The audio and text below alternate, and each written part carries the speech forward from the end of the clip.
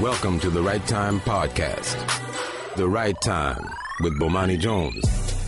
Yes, I am back at work today. I feel a lot of y'all think I take all the vacation in the world, when in reality, these last couple weeks, wasn't none of those vacation days. I was just working in a different department. You got to think of ESPN in that way. There's all kinds of different departments, and sometimes, normally I work in men's, right? But this time they told me to go over here and work in the jeans department. You know what I'm saying? Like, that's the kind of, that happens from time to time. And so that happened the last few days. But, of course, I always wind up back here when the world is getting a bit dramatic, and the world continues to get a bit dramatic. If you are the type who watches the news, you are aware that it's a bit dramatic. If you are the type that comes over here to escape from the news, bad news, bruh. The news everywhere. Everywhere. If you are looking for an escape, my dude, you're going to need to get you a bunker. But then the problem is, if you go into bunker, you can't live without your smartphone. So you can't even escape from it there. Sorry, man. It is everywhere, and it even got to the Kevin Durant parade in D.C. Now, Shannon, help me out. There's a Kevin Durant parade? He came home. He's the hero, the conquering hero, won the championship. So we got a Kevin Durant Day, Kevin Durant parade. In Seat Pleasant, Maryland. That's correct, yes. Right. And I have to say, that was kind of the people of Seat Pleasant, Maryland, because they could have been like, we'd have gave you a parade if you won one for the Wizards. Remember that when Kevin Durant was like, nah, I ain't coming home? Remember that? But anyway, they were kind about this. They had their Kevin Durant Day parade, and they say it's for his achievements on and off the court. So, yeah, good for Kevin Durant. Shannon, are you aware of the Adrian Peterson Day parade? I am not. Adrian Peterson is from Palestine, Texas, and they have an Adrian Peterson Day in Palestine, Texas, complete with a parade every year. Every year, there's an Adrian Peterson parade. Every year in Palestine, Texas. And if I'm not mistaken, I recall seeing cutlasses as part of the parade, like, whole thing. Like, I remember there being cutlasses because in Palestine, Texas, I mean, what more could you ask for besides a cutlass? By the way, Shannon, what's replacing the cutlass, right? Like, the cutlasses are getting old to where them old cutlasses don't run anymore. Like, What's the new cutlass? That's a great question because the folks who got the cutlass, they're holding on to those bad boys. They hold on to the cutlasses like the Cubans. Like, you ever read the stories about how in Cuba, since the embargo, like, they are the bomb at fixing those old cars because they had no choice? Like, that's what's going to be happening with these cats with these cutlasses. They're going to be inventing all kinds of techniques. But anyway, there was the Kevin Durant Day parade, and somebody came up to Kevin Durant at the Kevin Durant Day parade and asked him about what's going on in the world. A lot of players have been vocal about Trump lately, you know what I'm saying? Oh, yeah, hell yeah. We're supposed to be. Well, Well, Oh, okay. That was pretty simple. I don't really feel like he needed any more words to, what do they say, elucidate the situation. Play that one more time. a lot of players have been vocal about Trump lately, you know what I'm saying? oh, yeah, hell yeah. We're supposed to be. Well, Why is that so funny to me, Shannon? Was it funny to you? Because it was funny to me. Like we're supposed to be. Like the part before he said what he said about Trump, we're supposed to be. Like, no, that's a fact. He sounded like the dude on I Know Black People on Chappelle. Like, why didn't you trust Ronald Reagan? He wasn't trusted in the first place. That is correct. Like, that is basically what Kevin Durant offered right there. TMZ, by the way, also ran into Boogie Cousins at an airport, and they asked him about the Confederate statues, and Boogie Cousins said to that, and I quote, "Tear them MFers down," unquote. Yeah. Like that's where he was. That's where we are, man. You can't avoid this because everybody's going to bring it to people. And you know why athletes ain't going to be able to avoid this? Because, dog, this is what everybody talking about. Yo, I don't know if you have noticed, guys, but the world has gone kind of crazy, right? The world has gone a little bit bonkers, and as a result, it's going to be coming to your athletes. Here's the only thing, though. Can we all, acknowledge, all of us, that saying something bad about the president is not controversial? I feel like that's a necessary thing to point out because controversial is one of these terms that we overuse. Controversial is kind of like distractions where we just throw it out there. If you were to ask somebody what controversial actually meant, are you sure that they could give you a definition based on how wantonly people call things controversial or make reference to controversy? Right? Just seriously, stop and think about that for a second. Because at this point, Donald Trump has an approval rating that's in the 30s. all right, in the 30s. So if you say that you don't F with Donald Trump, Shannon, correct me if I'm wrong, but that means that roughly 62% of the population agrees with you. And that would be the majority of people, yes. Right. Now, I looked this up. Controversial, adjective, giving rise or likely to give rise to public disagreements. I don't even know if that's what's happening at this point with saying that you don't rock with Trump. Like, I mean, I'm sure there's some circles that you could go in where people get mad at you about that. But, Shannon, you know who that circle is full of? I hate the NBA guy. Unfortunately, I would have to agree with that, yes. That circle is high on I hate the NBA guy. Kevin Durant is speaking to the NBA base of the people that get who Kevin Durant is. Ain't a single bit of controversy in the world about saying this. You're going to hear a lot more athletes who come out and say that they don't rock with the president. And, I mean, if we're going to be real, there's nothing, like, really impressive about it. Like, when LeBron did his whole we need to love each other thing and so-called president and everything else, I had people get mad at me for saying that I wasn't particularly impressed by the fact that LeBron had done that. No, because, dude, you are talking about a man who is wildly unpopular. Wildly unpopular. And by the way, in the course of this, Shannon, I figured out exactly how it is that we misuse controversial. We use controversial to talk about things that people say that are, like, actually abhorrent and terrible, and we just call it controversial. Does that make sense?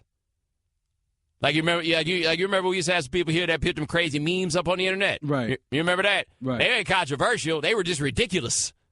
There's a difference. There is a difference. But Durant, no, man. We don't F with Donald Trump. The we part is a wee bit presumptuous, though, right? I'm curious who else he's putting in the boat with him, right? Now, how mad would you be, though, if you were one of Kevin Durant's friends, he asked who we was, and he started naming a bunch of people, but he forgot to name you, and then people would be like, so what you saying about that dude? Like, you calling me a sellout, Kevin Durant? Is that what you're doing? So, yeah, this is what we got. Also, he said he wasn't going to the White House, right? Didn't he say that? Are they even going to get invited? Like, serious question. You think they're going to get invited to the White House, the Warriors? Or will it be Joe Lacob by himself?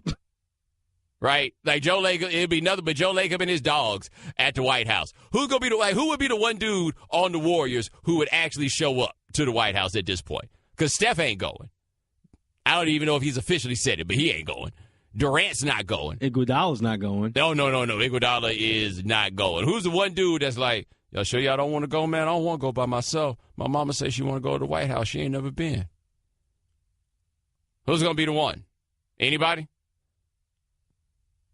Because this is where we are. Now, this also means, by the way, that Trump is going to have to cancel their invite publicly to ignore the fact that nobody's going to come, right?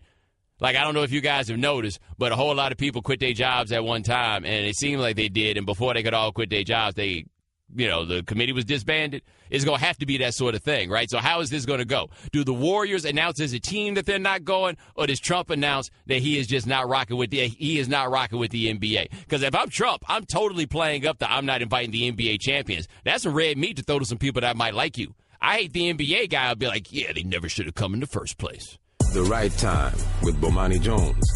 We were talking last segment about, like, cats who roll cutlasses. What's going to happen when there are no more cutlasses to roll? What car are they going to transfer to? The homie Anthony says Agent Cutlass is about to make Doc Brown out of everyday men. You better believe that, right? You better believe that. Also, Shannon, Justin says, I hate the NBA guy still equals racist, right? And that's not to say that just because you don't watch the NBA that you're a racist. But the guy who really hates the NBA and loves telling people how much he hates the NBA, he has a tendency to be racist. And typically, I hate the NBA guy doesn't really like change too much. He's not embracing change. He would like to keep things the way that they were. Yes.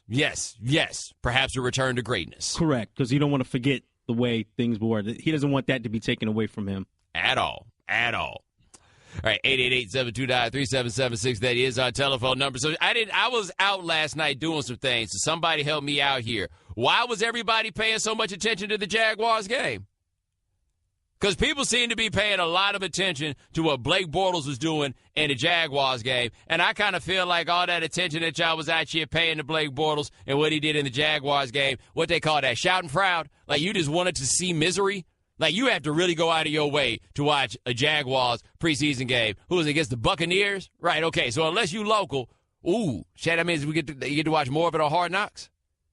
Like, is Blake Bortles going to get to relive this? So how'd it go? Did he throw interceptions? It wasn't good. He was inaccurate. He was throwing the ball short. He just didn't look comfortable. It's just something's not clicking. It's like Luther Vandross's Jerry Curl, man. Something about it just not.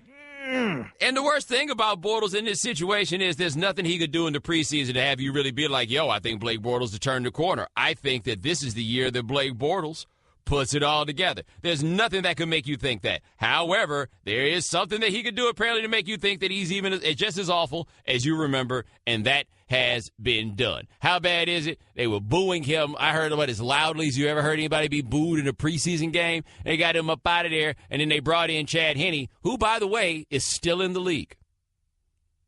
Yeah. Chad Henne. Was this year 9 for Chad Henne? No, this is year 10 for Chad Henne. Still in the league.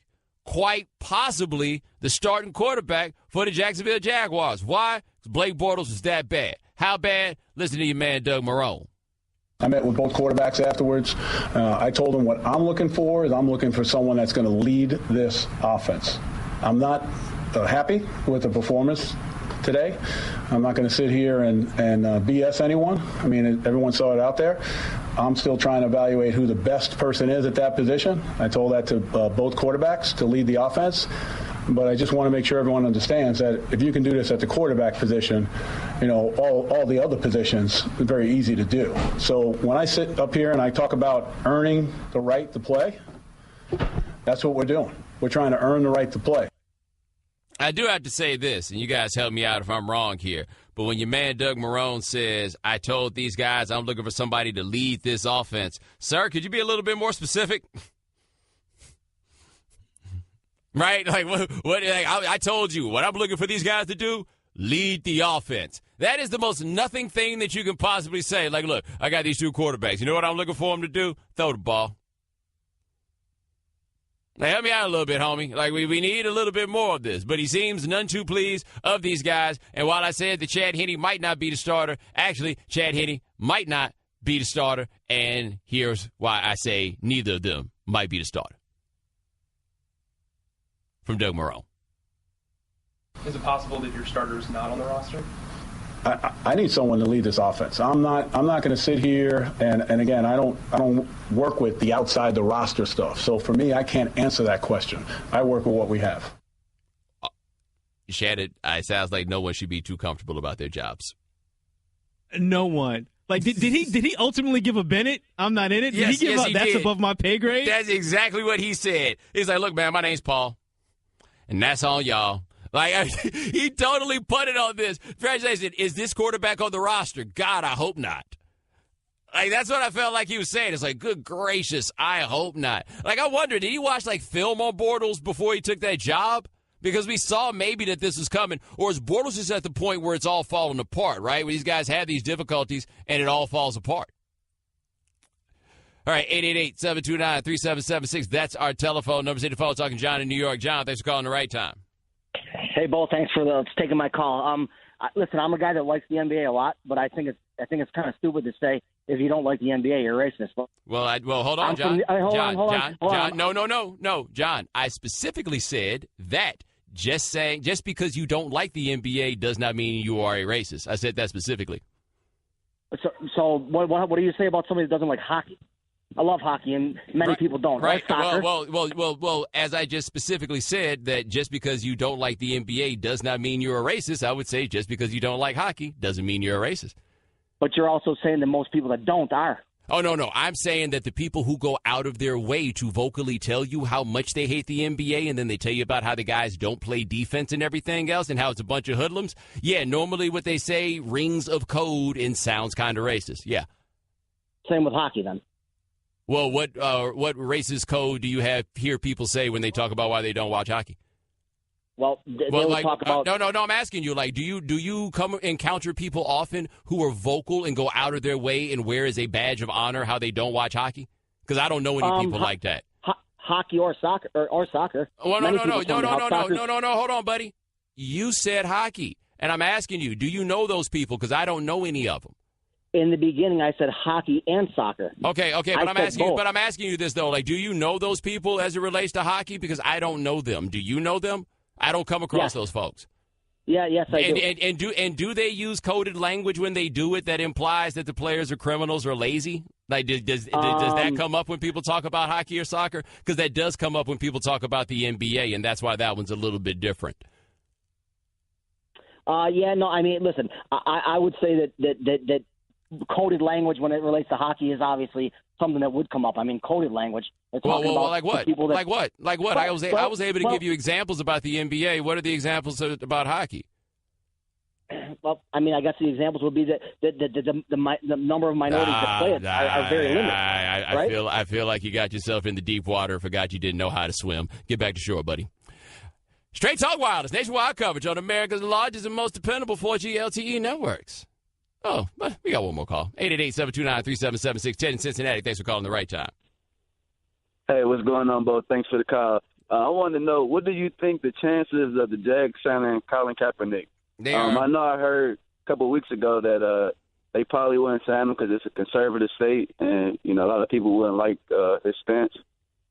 Yeah, I think the chances of Kaepernick signing with the Jaguars are about as good as the chances of me signing with the Jaguars. I appreciate the call. I think this ship done sailed. Like, we are past the point of every time we see a quarterback opening and think, well, maybe that's the place that Kaepernick is going to go. No, I don't think Kaepernick is back in the league. Now, is Jacksonville a place where Kaepernick could go and exist safely politically? I contend that just about all these cities are places like that it would be rough maybe in the beginning, and then ultimately people would get over it once the games start getting played. Like, that's how I feel about all these places, and that includes Jacksonville. And Jacksonville is one of those cities that people view nationally as one where they think of, oh, Jacksonville is crazy racist. Maybe it is. I haven't spent enough time there to really fully say, but, North Florida, South Georgia, not a whole lot of difference between the two. You cross the line, you don't really know that you did. Trust me, I've done that myself.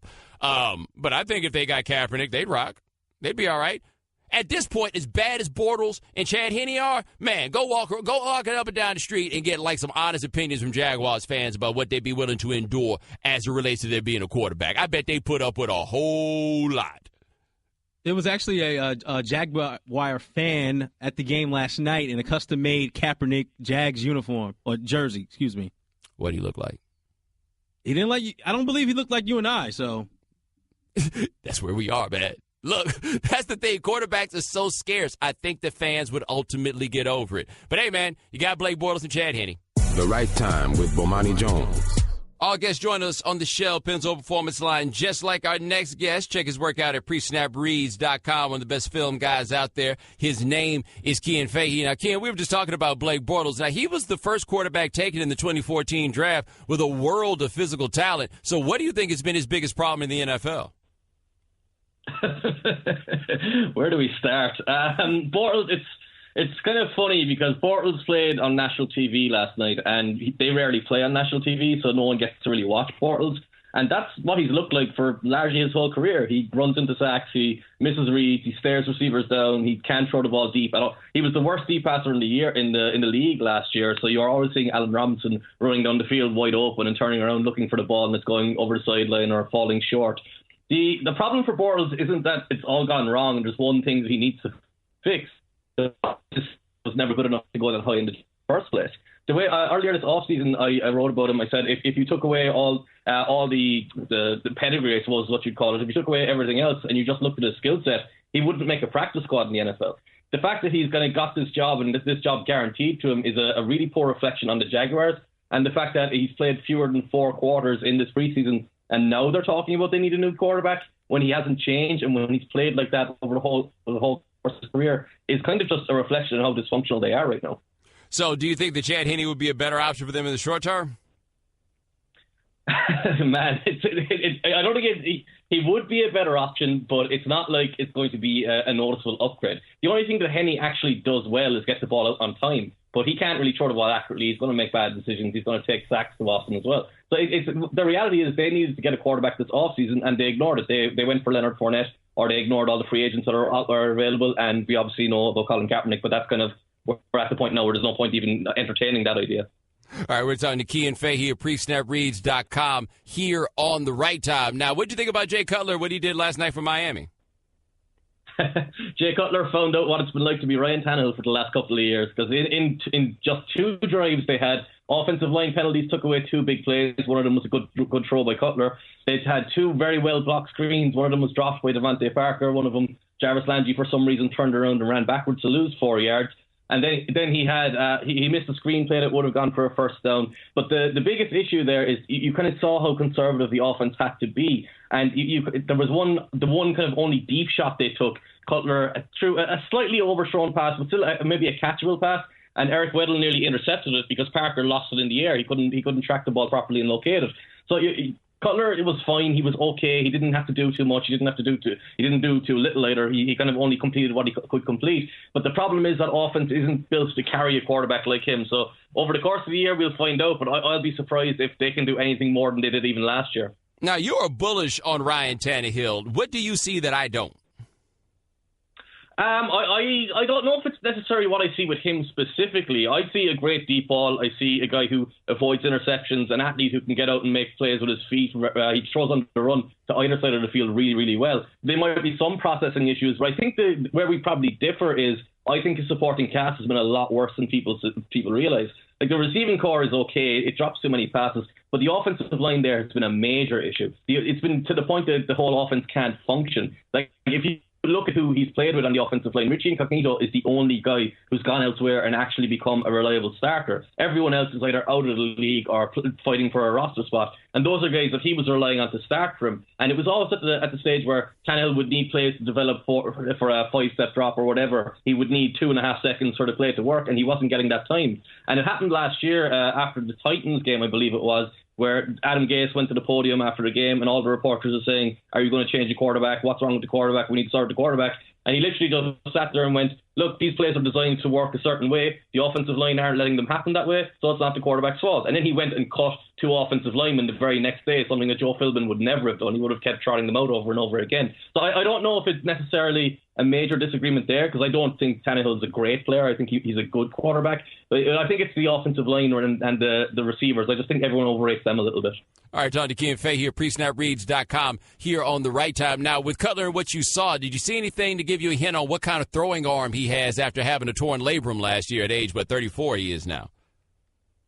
I think it looked all right, but my concern there is less what he can do now. My concern is, like with all older quarterbacks, how's it going to look after 8, 9, 10 weeks? One of the things I learned last year inadvertently, without actually going out and looking for it, was that all of the older quarterbacks, no matter who you are, even Tom Brady, at the very end of the year, their performance would completely drop off. Like the accuracy numbers would drop down, the interceptable numbers all went up. Phillip Rivers, halfway through last season, his arm basically gave up on him. Drew Brees, at the very end of the season, had his worst game in the final game of the regular season against the Falcons.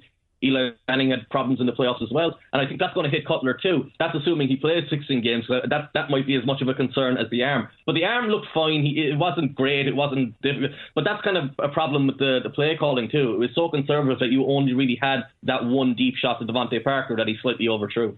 Well, the one thing you mentioned there is about older quarterbacks in the deep ball, especially as the year goes on, because people get mad at me when I mention that Tom Brady isn't the guy that he used to be on the deep ball, and they act like I'm just making this up. But you seem to verify that this is a bit of a concern with him and other guys his age. Yeah, well, the thing about the Patriots is when they throw the ball deep there, it's shot plays. It's a very hard play fake. It's probably one guy going down the field, Chris Hogan, and probably Brandon Cooks this year. So he doesn't have to actually fit the ball into a tight window. So when they take a shot, it's a smart thing to do. And at the start of the year last year, he was actually making throws that you would never expect him to make, where he was fitting the ball into tighter windows, throwing receivers open, throwing the ball 60 yards on a rope, was something that he never actually did before, except when he kind of had Randy Moss. It's easy when you have Randy Moss. But when he was doing that at the start of the year, but by the end of the year, he was way more reliant on these plays where the receiver is wide open. If you go into the playoff game against the Steelers, I believe it was, where they had the flea flicker where Chris Hogan's wide open, it's a 30-yard throw, and it's a completion, and it sounds good in the numbers, but it's not really a difficult throw. Like a guy like Brady is never been someone who's reliant on his deep ball anyway. The reason Brady is great is because his mind is so fast, so far ahead of everyone else, and because he always gets the ball out quick to shorter and intermediate routes. So you can talk about the deep ball, and we should, because we should talk about all these things, but it's just not as big of an emphasis for him in that offense, which is also kind of interesting because now they have Brandon Cooks, who is largely just the guy who goes deep. All right, we're talking to Kean Fahey, presnapreads.com, here on The Right Time. Last thing before we go, Jameis Winston, we're going to hear a lot about him because he's being featured on Hard Knocks in this way. What kind of leap, or do you expect to jump from him this year? I've been one of these people who's been way down on Winston because my numbers, he always comes out as really inaccurate and he's always throwing too many interceptions. And the last week, the first preseason game was really, really impressive. He was really accurate. The second preseason game last night was really, really accurate again. Part of that was the Jaguars weren't getting any pressure at all on him. And then you kind of got to that point towards the end of, I believe it was midway through the second quarter, where he's in the red zone and for some reason he throws the ball straight up in the air and throws it straight to a defender, and the refs bailed him out. But as long as he can limit those, and because I think he's always going to be a guy who makes mistakes, but he's consistently going to make phenomenal plays.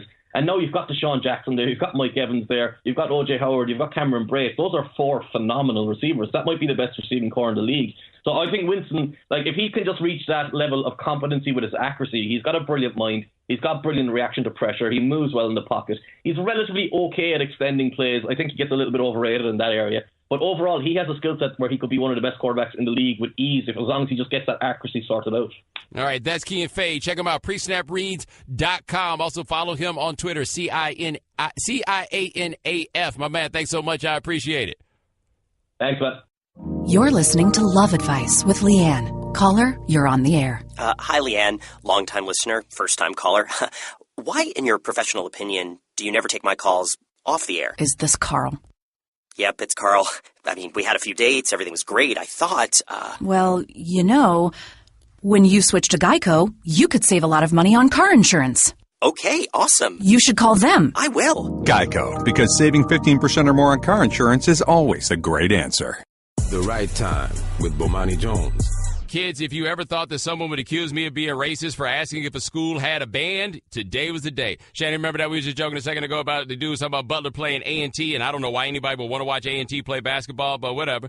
And so I said, you talked about the bands. I was like, does Butler have a band? I don't know if Butler got a band. It's a small little private school, right? Man hit me up, Shannon, and was like, well, what's the difference between asking about that and asking if North Carolina A&T has a swim team? We can't have no fun with y'all, can we? Can we? Yeah, by the way, and to make those people happy, yes, Butler does have a marching band. I was going to ask you to look that up. Do they have a football team? Okay, I have to look that up too. I was saying, because where they be marching otherwise? They just be out. Like we just go march down the street. We are on call for any parade you might have. We are free every Saturday. All right, 888-729-3776. That is our telephone number. So you guys may have heard that Marshawn Lynch did not stand for the national anthem in the Raiders preseason game over the weekend. Now, I had said that, we're probably not going to get anything out of Marshawn Lynch because he doesn't necessarily feel obligated to ask our questions. But for whatever reason, the Raiders brought Marshawn Lynch out to answer some questions, right? What was this, yesterday he came out there to answer some questions? So Marshawn Lynch came out there to answer some questions. And I imagine all them dudes that are standing there in the media like, you ask them. No. All right. Well, you ask them, right? Because nobody wants to be the one to have to ask Marshawn Lynch about this. No one does. But someone finally decided to be the one to ask Marshawn Lynch about it. And, of course, he had to try to, soften it up just a little bit to let Marshawn know, I ain't really want to ask you about this, but, Pop's tripping. Check this out. The elephant in the room on Saturday. There's a lot of attention towards you not standing for the national anthem. I think that elephant just left the room because a little mouse ran in here. Didn't they say elephants are scared of mouses or something? Them left, cousin. How liberating your life must be if your job involves talking to media and you have decided I will do either one of two things. I will not talk to media or I will just say whatever in the world. Can we play that elephant in the room clip one more time, please? Marshawn Lynch taking your cliche and wiping his behind with it. The elephant in the room on Saturday. There's a lot of attention towards you not standing for the national anthem. I think that elephant just left the room because a little mouse ran in here. Didn't they say elephants are scared of mouses or something? Them left, cousin. Well, at that point, you would think, leave this alone, right? Somebody was like, I'm going to try this one more time. People are wearing your jersey in the Coliseum Saturday. Will it matter to you if they sit or stand for the anthem? So when we run 74 or something like that, where I got to scan, read on both sides, that'd be pretty difficult. But, for the most part, I'm a veteran, so I can make it work. Did that dude really think that he was going to ask that question to get an answer, Shannon? First of all, what a bad question. Am I wrong on that one? What my man say? If a fan is wearing your jersey, do you care if they stand for the anthem? What? I honestly think, what did he anticipate? What did he think that he was going to get from Marshawn with that question? And have you ever been given any reason to think that Marshawn Lynch give damn the first about anybody wearing a Marshawn Lynch jersey? Right? You think Marshawn Lynch is out here like, hey, cuz, if you buy my jersey, man, I don't want you to stand for the anthem ever. Just sit down and stay where you are, cousin. Right? What, you think Marshawn Lynch got a list of rules? Like, hey, if you're gonna wear my number, man, you're gonna have to be a G about this, and this how the G's get down. No, what you think? You got somebody walking up and down the crowd? Hey, this dude right there standing for the anthem wearing number 24, man. You know what to do. No, it's not going to be that. It's not going to be that at all. So what you wind up with from Lynch, and I am very curious as to what Lynch actually thinks about this. Like, I would love to hear his rationale for not standing for the national anthem. All right, I'm very curious. I want to know what his thought process is. I just know he's not going to tell me.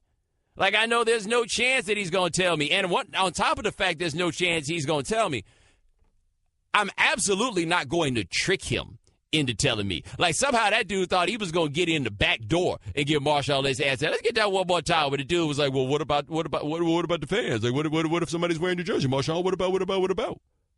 People are wearing your jersey in the Coliseum Saturday. Will it matter to you if they sit or stand for the anthem? So when we run 74 or something like that, where I got to scan, read on both sides, that'd be pretty difficult, but, for the most part, I'm a veteran, so I can make it work.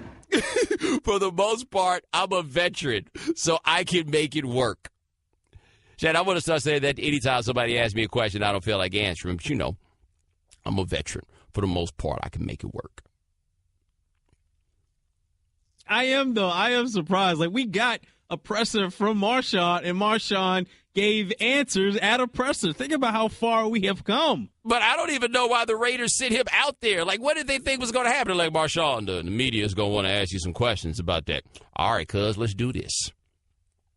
Knowing damn well he wasn't going to give you no answer.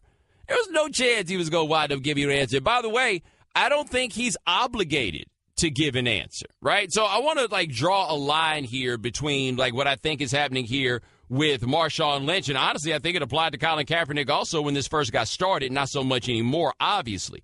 But I don't think you should have to explain yourself for not standing up for the national anthem. I don't, right? You did not feel like it for whatever reason. You don't have to defend that to me because you're not obligated to do this. For whatever reason you chose that, I'll go ahead and leave that alone, right? So with Lynch, no, I don't need to know what your theoretical basis is behind it because I personally don't care if you stand for the anthem or not. So I don't need him to explain himself. Now, if you're the type that feels like not only should you stand for the anthem, you should have to stand for the anthem and somehow not doing so is an affront to you, then maybe you're here asking questions in a way that I'm not inclined to. But I don't think it's an affront. I think it's more of an affront to try to demand that somebody do that than it is that someone not stand for the anthem at all, given what, all this stuff's supposed to stand for.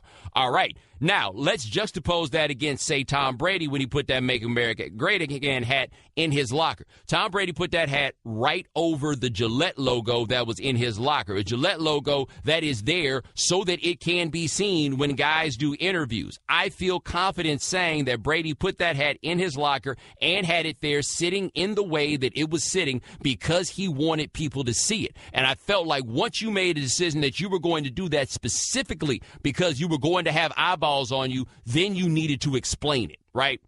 I don't feel like the reason that Kaepernick did what he did or the reason that Marshawn Lynch did this was specifically so that people could see them. I don't think that's the reason why it happened. I think they were just like, no, this is something that I'm just not going to do. So I feel like with Brady, if Brady had not gone out of his way to show this to us, I wouldn't have any questions about what it is that he was saying. And that's the reason why I judge him in the end when he says, I just don't really want to talk about this when you're the one who threw it in our faces. Marshawn Lynch didn't throw this in our faces. He just sat down. That's it. And I feel like that is a markedly different situation than this. So, no, I don't feel like Lynch owes any level of apology, no more than I feel like anybody owes me an explanation as to, so why are you standing for the national anthem? right? Like, I don't need you to come tell me what your reasons are for standing for the national anthem, right? Like, so what are you standing for when you do that? What do you feel like this represents? I just want to make sure that you're truly standing for what America is. I don't want you to just be out here standing just to stand. That's not putting all for America. You're just trying to be with the crowd. I want people that put all for America with nobody standing. I mean, I could do that, right? You absolutely could do that with anybody, but we don't question those dudes. And if we're not going to question dudes and make them explain why they stand, then I'm not necessarily inclined to question dudes and make them explain why they didn't. Now, if a dude is doing like Malcolm Jenkins, for example, and he's standing and he got that fist up, all right, well, very clearly you want to say something. I would like to know what this thing is that you were saying. Marshawn Lynch, I don't know if he's saying anything at all. And if he doesn't feel like telling me, cool, that's fine. But if you were Jenkins, for example, and you went out of your way to be seen, and he's absolutely, I think, going out of his way to be seen when you throw the fist up, then, yeah, you got to be able to answer for it. Same way you got to answer for it if you Tom Brady with the hat in your locker. Marshawn Lynch, even if he did have to answer for it, which one of y'all going to make him? The Right Time with Bomani Jones. Last segment, I was saying Marshawn Lynch, who did not explain why he did not stand for the national anthem, I don't think he owes anybody an explanation for why he did not stand for the national anthem. He owes no more explanation than any player owes for standing for the national anthem. Let's hit the phones and talk to Michael from Ohio. Michael, thanks for calling the Right Time. Hey, what's going on, Bo? Doing all right? Hey, I think, while he doesn't owe us an explanation, what is the point of sitting if you're not going to tell somebody why you're protesting? But why does it have there to can be many my reasons question, for though, why does it have to have a point? The point of sitting and protesting is to draw light to something. But hold on. We don't even know if it's a protest because he hasn't said. So I'm asking you, like, why does it have to have a point? Because if he doesn't stand for the anthem, it is offending everybody who ever fought for the colors. No, it doesn't. I'm a vet, and I think it's somebody's right to not stand. But if you're not going to stand, at least have a reason for not standing. Yeah, but you're not. Do you understand that you're not every vet? Like, not every vet is taking this the way that you are taking it as such. So basically, you feel like he owes you an explanation. No, he does not owe me an explanation. But if you're going to protest something, tell people what you're protesting for. Right, but what if it's not a protest? I got no problem with it. But what if it's not a protest, right? Like, it could just be your own personal, individual decision. So, for example, if Marshawn Lynch were a Jehovah's Witness, for example, and he decided he was not, or whatever, any religion that does not want to pay homage in this sort of way, right? Is that a protest, or is that just, this is something I do and that's something I don't do? But there's precedent. This is the first time he's done it. He says he's done it for years. He says he's done it for years. I don't know either way. I guess I would have to see proof of that. But there would be somebody commenting if he's been sitting for years for the national anthem. No, actually, I have questions about that because it's clear that people never really paid attention to it, given the fact that Colin Kaepernick did it twice and it took the second time before anybody noticed. Maybe people just weren't watching. Maybe. You might be correct, but I got to go, Michael. Thanks for calling, though. 888-729-3776. That is our telephone number. So, John Henry, not the one with the hammer. John Henry, the one that owns the Red Sox. He wrote a letter or email something. He wrote to the Boston Herald and explained to them that he wants to change the name of Yawkey Way. Yawkey Way is a street that runs outside of Fenway Park. The reason is that Tom Yawkey's name in baseball circles is very much so associated with racism. Yawkey owned the Red Sox from 1933 to 1976. The Red Sox were famously the last team in Major League Baseball to integrate, and then even after that, it was seen as a place that players of color would not want to then go play. Shannon, correct me if I'm wrong. Didn't the Red Sox have a chance to sign Willie Mays and passed up on it? I believe that is correct, yes. Yeah, check that out just to be sure, right? But this has been the rap. Like, Tom Yawkey, there are certain guys that, right or wrong, wind up getting the brunt, or their names become like the one that is associated with a level of racism within their sport.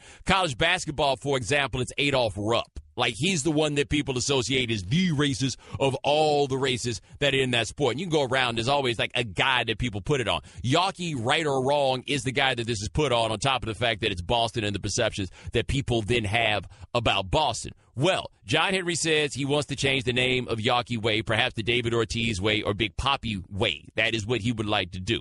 The other part, though, is that John Henry does not have say-so over naming the streets. Now, the people behind the Yawkey Foundation, which does a lot of charity work in Boston, they are a bit mortified, and I don't blame them necessarily, right? Because, yeah, they're using the Yawkey name, and they're doing a certain level of good work, and now John Henry has come out and reminded everybody about Tom Yawkey being a racist, and now they're like, whoa, whoa, whoa, don't associate us with that. No, no, no, that's bad.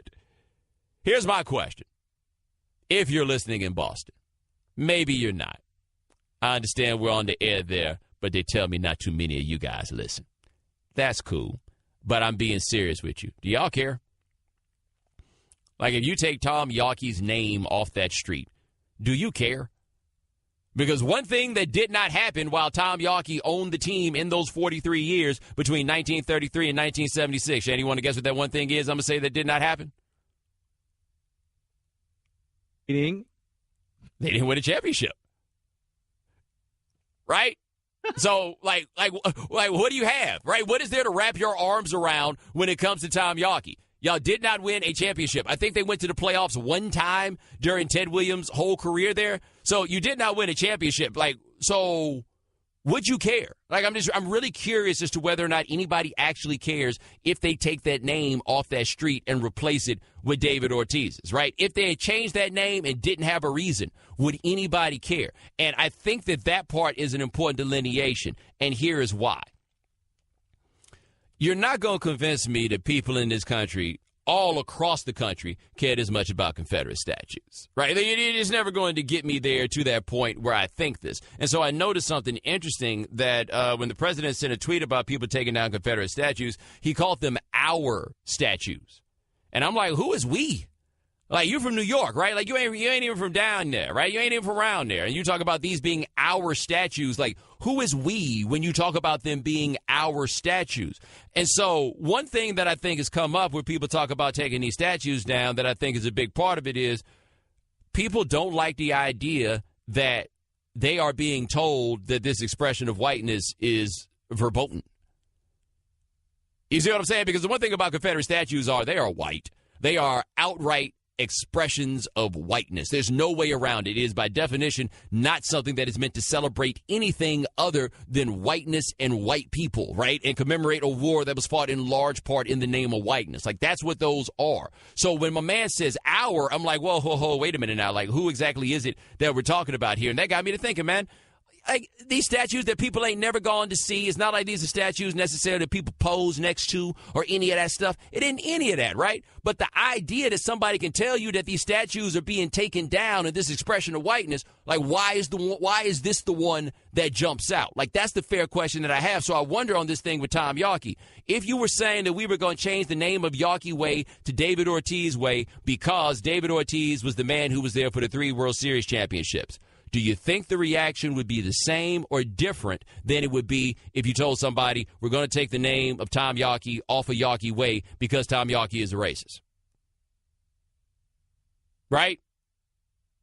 You see what? You understand the point that I'm making there? Is if I gave you no reason, would you have a problem or would you be cool? If I gave you a reason, would you have a problem or would you be cool? If you would have a problem with either one, why would you have the problem? If you were cool with either one, why would you be cool? And I think there's where you get to the bottom of what drives a lot of these things where people get charged up about taking names off of stuff. But I really do wonder, like, if you're someone with an association to the Boston Red Sox, I can't speak for you. I'm just wondering, if you got an association with that team, do you mind them taking the name off of that street?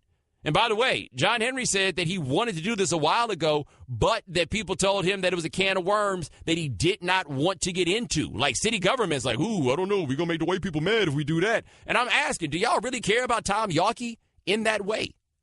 Do you care? If you don't, that's fine. If you do, that's fine. But I'm not in a position to say exactly what's going on here because I don't know how much people care about a guy who owned a baseball team that never won a championship while he was the owner.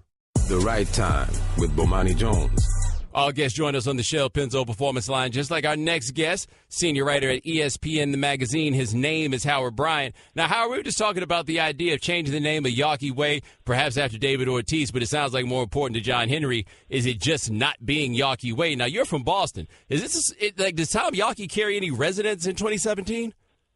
Well, I think that name will always carry resonance with the Boston Red Sox and the city of Boston to a big extent, simply because of the venerable nature of that name. I mean, you cannot separate the Red Sox from Tom Yawkey, depending on, especially if you're of a given age. I mean, the Red Sox, it's a dynasty, Bo. I mean, you had from 1933 to 2002, the Yawkey family owned that team.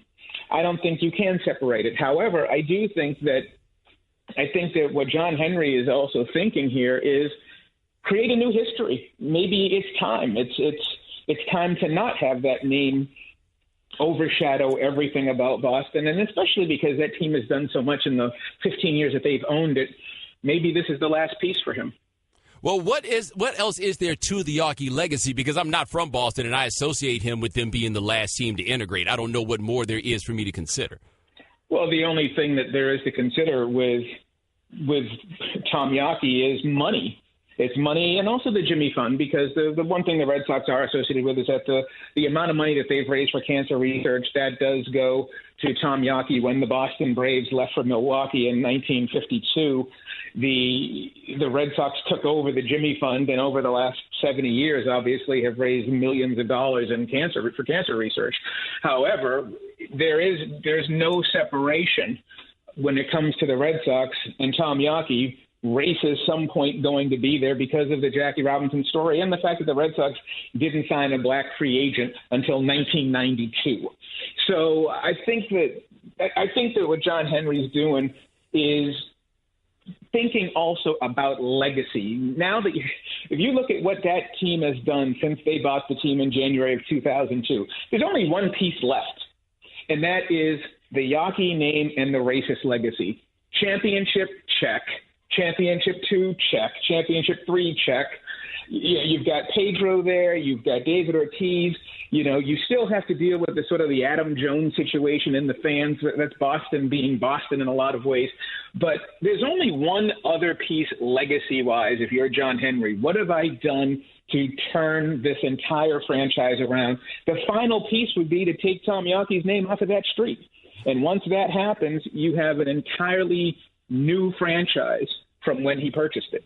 All right, talking to Howard Bryant of ESPN, the magazine, on the right time. And I was going to ask you about how this ties into the Red Sox reaction to the Adam Jones situation, because while there were people in the city who tried to act like it did not happen, the Red Sox seemed to try to own that as quickly as possible and deal with it. Well, they had to, and because, once again, I think that one of the really interesting things about what's taken place right now is that this moment in time is reverberating across all kinds of issues and all kinds of components. I think that whether you're talking about the post-Ferguson America, whether you're talking about the post-election America, whatever you want to talk about in terms of the divisions that we have, I found it very interesting to me that those movements took place from the ground up, whether it was people how they voted or people taken to the streets and protested. Very interesting that this one's coming from the owner himself. And so that tells me that John Henry's been thinking about this for a long time. It also tells me that maybe this was a last straw. Maybe Adam Jones was the last straw for him. Because let's not forget that in addition to Adam Jones, you also had David Price and a bunch of people last season saying, sure, they heard a bunch of catcalls and stuff from the crowd during the season. Maybe this is the final piece for John Henry saying, look, enough is enough. I think that, and maybe Charlottesville has a lot to do with it too, where everybody sort of has had that last straw moment, and maybe this is his last straw moment. All right, now, are you noticing that this kind of feels like last straw really across sports here? We've had Kevin Durant and what he had to say about Trump. We saw LeBron. I don't think either of them necessarily said very much, but it's as much as we've seen athletes in their position say in quite a long time. Like, what do you expect to see from this upcoming season? Well, I think that we're going to see a lot of things that we haven't seen before. I think that on the one hand, you're seeing the pressure. I don't think it's a coincidence that you've got Jack Del Rio coming out talking about the national anthem, even though this isn't about the national anthem, or John Lynch talking about the national anthem, or Jerry Jones and Jason Garrett talking about it. I think it's sort of a preemptive strike. I think seeing Marshawn Lynch sit down and Malcolm Jenkins doing his thing and now Chris Long joining him, I think this is a period where you're going to see a lot of people feel like you've got to make a choice. And I don't think there's a lot of places to go anymore. I think that this is one of these moments. And I appreciated Des Bryant saying, hey, I don't feel like talking about it and I want to focus on football. Well, I really think that we're at a period right now where there's no escape. Everybody is involved in this, whether they want to be or whether they don't. All right, talking to Howard Bryant of ESPN, the magazine. Now, what have you thought about coaches like Hugh Jackson and Jason Garrett, both of whom said, Jason Garrett said it's sacred to us. He didn't seem to give any room for guys to have a level of dissent. And then you had Hugh Jackson, who stated very clearly on one level how he felt about the anthem and then put out a statement today kind of walking it back. Well, I think that in Jason Garrett's case and in Hugh Jackson's case, I disagreed with both of them because I feel like, that paternalistic nature of sports is one of the last things that's got to go. I'm sorry, if I'm Marshawn Lynch and I'm a grown man, I'm not going to have another guy who's 10 years older than me talk to me like I'm a child. And so this is sort of the price that we're all going to have to pay for this if you're a coach. You call them men, you treat them like men, but you're going to tell them what they can do and what they can't do. I don't think that's going to fly because of their labor situation. Obviously, in our labor situation, it's different. You have to listen to what your bosses say way more than they do. But on the other hand, I do think that if you're Hugh Jackson, I listened to that and I said to myself, okay, anytime you're going to say something and then add a but to it, then you don't respect what's happening. You obviously don't want this taking place. And I feel like we talked about this not too long ago, that if you're going to couch this through the framework of the national anthem, then I think that you are purposely distorting it. You're not paying attention. And I think that, if you go ask Hugh Jackson, okay, what do you think about police brutality? I think he'll give you a different answer. And he's going to box himself in. What they're trying to do is they're trying to avoid a moment that you can't avoid. And obviously Jason Garrett's doing the same thing, which is why if you keep this conversation on the framework of the national anthem, then obviously you gain sympathy for it. But if you frame it if you put it in a different framework of ideals and who are we and what do we stand for, especially after Charlottesville, then I don't think these coaches are going to be able to tell players the things that they're telling them. I think it's going to be very, very difficult to get away with that right now. All right, that is Howard Bryant, senior writer at ESPN, the magazine. My man, thanks so much. I appreciate it.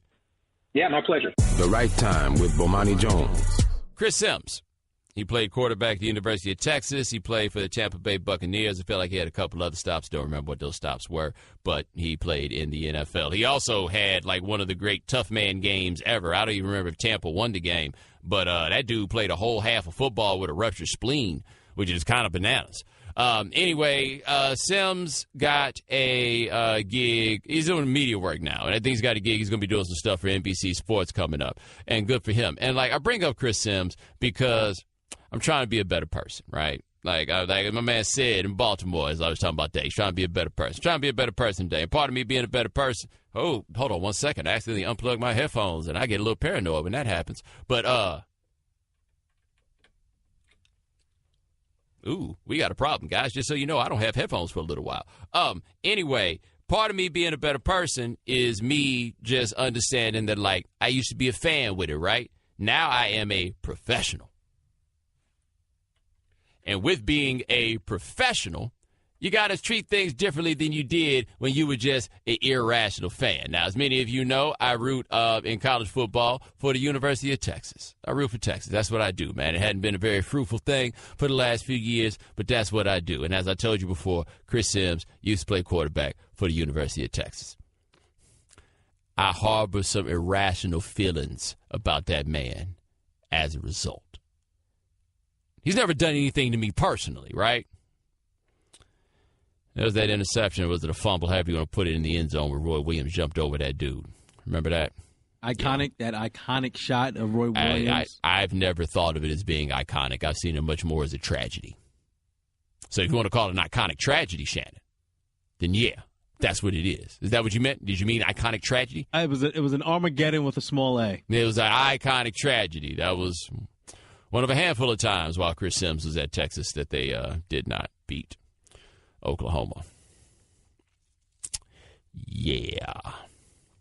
But I'm trying to be a better person, right? And I know a lot of people who know Chris through work, like does some stuff with Bleacher Report, cool with a lot of people at Bleacher Report. A lot of people I really like and really trust. They like and trust Chris Sims. They say very good things about Chris Sims. And I'm becoming an adult, and I'm recognizing that you got to let these things go sometimes, right? These guys that you had these feelings for when they played, you got to let some of that go. I mean, after all, it's not like he was the man of the year and got busted for soliciting a prostitute, right? Like, that's the sort of thing you hold on to. All kinds of people tell me they work with Chris and they like him, and Chris is a good guy. But Chris did, was it on Dan Patrick that he said this, Shanna? He was on Dan Patrick's show today, yeah. Yeah, he went on Dan Patrick and he said that while he was playing at Texas, that he was the recipient of what they call $100 handshakes. You know, that the boosters would come up to him and say hello, and then they would hand him $100. And, you know, as I told you, I'm trying to be a better person. I am trying to improve as a person. And I realize I haven't come that far because I heard Chris Sims talking about getting $100 handshakes. And I ain't really had no problem with him snitching, right? I don't care about that. My problem was I hear the boosters are giving him $100 handshakes, and I'm looking at the boosters like, do we not have quality control? What did he do to earn $100? Right? Like, were you watching? Why would you give him? Did you know that his daddy is rich? Did you know that? He didn't even need the money. Right. So forget about the fact that there should be some kind of performance basis for these sorts of things. He don't even need the bread. Maybe that's why he ain't get better by the time he got out. No incentive to. Cats just paying you to be who you are. When being who you are was not enough. And I know I'm not being fair. I recognize fully that I am being unfair. I just want to be a better person. Can y'all help me be a better person? Because I'm trying to be a better person. Because the person I am ain't here for it. Shannon, you want to tell the people what Fran Fraschilla had to say about Chris Sims getting them $100 handshakes? Didn't he say something about it coming from Oklahoma booster instead? Yeah, he asked if they were Oklahoma boosters. And I'd love to be mad, except I think that's a fair question. And you know why I think that's a fair question? Because I need to be a better person. I do. I need to be a better person. Like, hopefully I will meet Chris Sims and we'll hit it off and I'll never have to bring this up ever again. But it would be weird because I feel like I'd have to be friends with Chris Sims, but we could never talk about Texas football, which would be like a thing that we had in common because I'm not a good enough person to do that the right way. Invest your money a little bit better, Texas boosters. 888-729-3776. That is our telephone number. I have to tell you guys, on this day, 53 years ago, the world received an absolute treasure, and that treasure was DJ Mike Hitman. Happy birthday, man. Hey, Bo, what's going on, Bo? What's going on, man? How the party going? We on our way right there. I want you to hear somebody say something. I got the loveliest ladies with me. We like Bonnie and Clyde, but we don't steal. Hi, Bomani. Hey, how are you? I'm doing just wonderful. I'm with this amazing man and about to partake in an adventure and enjoying his birthday. Oh, I got an adventure going. What's the adventure? Yeah. I hope everybody heard that. Amazing man. That's what I do. I'm amazing in Chicago, ladies and gentlemen. And I got the amazing lady with me. Both about to get this party cracking. I wish you could be here. I wish Shannon could be here. And I got the greens for you, Shannon. That's if you don't eat greens, I got the greens and cornbread for you. Mike, tell her where the party's at, man. Okay, I'm going to let my girl tell you where the party at. Tell them where the party at. Actually, it's at 465 McClure Court. This is my first time. So it's going to be on boat. Mike, you going to be on the boat? We're going to be on a boat party with the fishes. We might see Flipper out there. I got a man driving right now with a hat, badge and gun. We get chauffeur and a nice Lexus going over to the boat. His name is Greg, by the way, if y'all need him. He's a good man. Mike, enjoy the party, man. I hope you have a great birthday, my brother. Boy, thanks for putting me on the album. Have a great time. Hey, next time, Shannon. Hey, what's up? It's Sugar Bear's birthday. That's what they called me, Bo, Sugar Bear. She's the only one that called me that. Nobody else. Have a good one, Bo. All right, Mike. Thanks for listening to the Right Time Podcast. Please come back Monday for more. And don't forget to listen to the